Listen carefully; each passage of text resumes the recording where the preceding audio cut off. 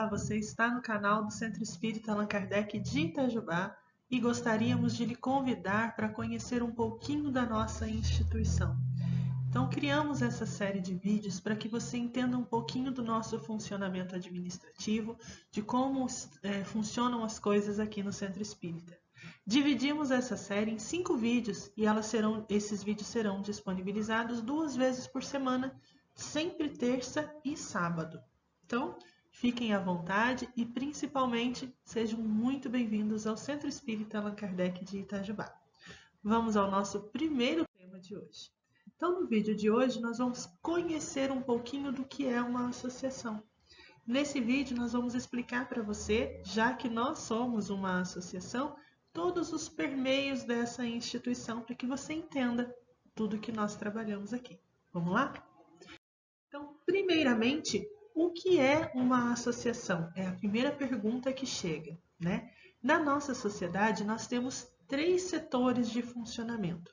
O primeiro deles é o setor público, onde estão as instituições públicas ligadas ao governo municipal, estadual, federal, e elas trabalham diante de circunstâncias que podem atender a todos nós frente àquilo que a nossa Constituição indica que seja feito. O segundo setor, que é o setor privado e com fins lucrativos. Então, são as lojas, são os comércios, são as empresas, são as indústrias, né? Todas elas visam o lucro. E o terceiro setor, que é onde nós estamos inseridos, que é o setor privado sem fins lucrativos. Então, a associação, assim como as fundações, ONGs e afins, estão nessa posição de terceiro setor. Nós somos uma instituição privada e não visamos lucro, mas tudo aquilo que nós fazemos de arrecadação, e vamos estudar um pouquinho sobre isso logo adiante, será justamente para manter a nossa estrutura e para ofertar à sociedade alguma circunstância. Esses setores trabalhando em conjunto, o primeiro, o segundo e o terceiro setor, são os que formam a nossa sociedade. Então, precisamos de cada um trabalhando na sua posição para que todos nós possamos seguir adiante. Próxima dúvida que surge é: por que a gente se associa? A gente se associa porque tem propósitos iguais e quer fazer a diferença na sociedade. Então, quando várias pessoas têm essa mesma ideia, né, esse mesmo propósito, queremos fazer algo pela sociedade, temos uma ideia sobre o que fazer, a gente entra em conjunto e se associa. Uma associação é uma reunião de pessoas. Então, todos nós, com essa mesma ideia, com esse mesmo propósito, queremos fazer a diferença na sociedade. E é por isso que nós nos associamos, certo? Por que então que a gente não cria uma empresa comum ao invés de criar uma associação? Existem algumas circunstâncias. A primeira delas é que uma empresa comum possui um dono. Alguém é dono daquela empresa, alguém criou ela e alguém gerencia, alguém é o dono. Numa associação, nós não temos um dono. Aquele conjunto de circunstâncias é daquele grupo de pessoas que está ali trabalhando em prol da sociedade. Então, a empresa possui o dono. Segunda coisa, porque a empresa visa lucro. Tudo aquilo que a empresa arrecada é dividido entre os seus sócios, entre os seus donos ou para o seu único dono, sempre no intuito de oferir lucro, porque aquele é o trabalho daquele grupo de pessoas.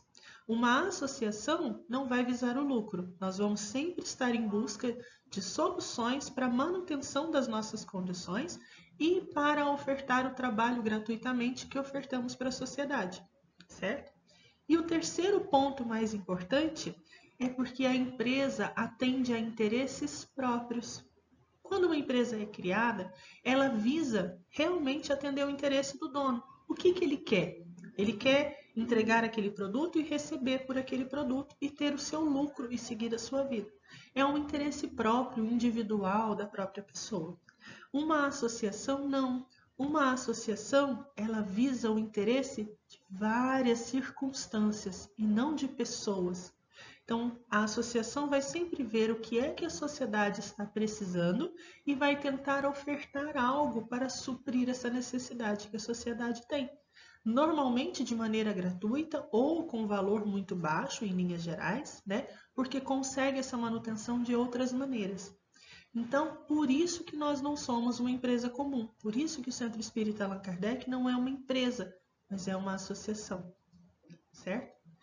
Próxima dúvida que surge é o que o associado precisa fazer. Então, se nós somos uma associação, que é uma reunião de pessoas, nós temos associados, pessoas que estão nesse mesmo intuito, com essa mesma ideia, com os mesmos objetivos. E o que nós precisamos fazer? O estatuto de cada associação vai prever quais são os direitos e deveres dos associados e de toda aquela estrutura. Esses direitos e deveres precisam se equilibrar. Então, assim como existem direitos, também tem coisas que nós precisamos fazer em prol dessa instituição ao qual nos associamos. No Centro Espírita Allan Kardec, por exemplo, nós temos ali alguns direitos. Aqui estão listados alguns dos que estão no nosso estatuto, né? Então, o associado ele tem direito a voz e voto. Então, ele pode, durante as assembleias ou durante as circunstâncias, falar, emitir opinião, perguntar, questionar, dar ideias, né? Ele pode falar. Ele pode também votar. Então, é a oportunidade que ele tem de exercer o seu direito e votar em alguém em alguma circunstância. Também o associado pode ser eleito, dependendo do perfil em que ele se enquadre dentro daquilo que está descrito no estatuto, ele pode ser eleito para alguma função. E ele também pode questionar as ações da associação. Não só pode, como deve, né? É necessário que ele questione, que ele pergunte, que ele compreenda aquilo que está sendo feito. Afinal de contas, aquela instituição é um conjunto dessas todas pessoas. Mas também tem direitos. Então, mas também tem deveres, perdão.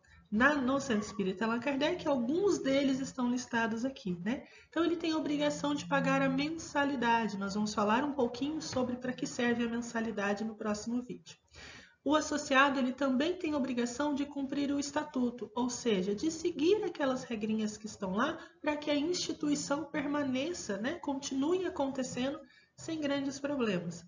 E o associado também tem a obrigação de comparecer às reuniões de assembleia sempre que convocado. O associado, quando ele é convocado para uma reunião de assembleia, é porque a voz dele é importante, porque ele precisa ouvir ou falar sobre alguma circunstância. É necessário que ele esteja lá entendendo tudo o que está se passando com aquelas questões, com aquelas circunstâncias que estão lá no chamado, né? Quando se faz uma convocação de assembleia, coloca ali quais são os temas que serão tratados. E é importante que o associado esteja lá, porque tem um número específico de pessoas que precisam estar presentes, porque tem circunstâncias que precisam que ele se manifeste, dê ideias, questione, pergunte, certo? E o último ponto do nosso vídeo de hoje é de quem é a decisão final em uma associação. Nós acabamos de falar que é necessário que os associados estejam presentes nas assembleias. Por quê? Porque a assembleia é sempre soberana. É a reunião de pessoas, as ideias em conjunto, esse trabalho em equipe que faz com que uma associação permaneça acontecendo. E a Assembleia é quem é soberana. É ela quem decide, é ela quem questiona, é ela quem concorda ou discorda. É através da Assembleia que as ideias vão se formando e nós vamos trabalhando em cima delas, sempre visando aquilo que a sociedade precisa. Então, esse era o nosso tema número 1. No próximo vídeo, vamos conversar um pouquinho mais sobre as nossas questões. Então, até o próximo vídeo. Tchau, tchau!